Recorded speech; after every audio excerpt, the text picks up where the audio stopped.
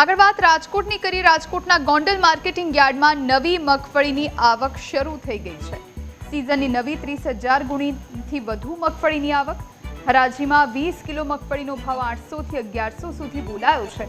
આગામી દિવસોમાં મગફળીની આવકમાં વધારો થાય તેવી સંભાવના।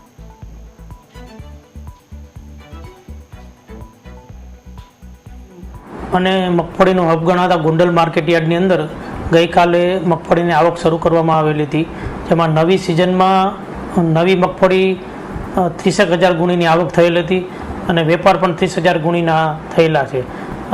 ભાવ 20 કિલોના જોઈએ તો 800થી લઈને 1150 સુધીના ભાવ છે અને ખેડૂત ભાઈઓને પણ ખાસ વિનંતી છે કે મગફળી સૂકવીને લાવે તો હજી પણ વધારે સારો ભાવ મળે અને હજુ દિવસે દિવસે આવક વધતી જશે। આજની આવક જોઈએ તો 30,000 ગુણીની થયેલ છે અને હજી આવતા દિવસોમાં હજી પણ પુષ્કળ આવક થશે એવી અમારી ધારણા છે। 300 મણ મગફળી છે, 300 મણના ઘરે અને ભાવ થયો 1101 રૂપિયો। કેટલા નંબર મગફળી હતી? 39 સારા ભાવ થયા। કેટલા વીઘામાં વાવી? 10 વીઘાની હતી।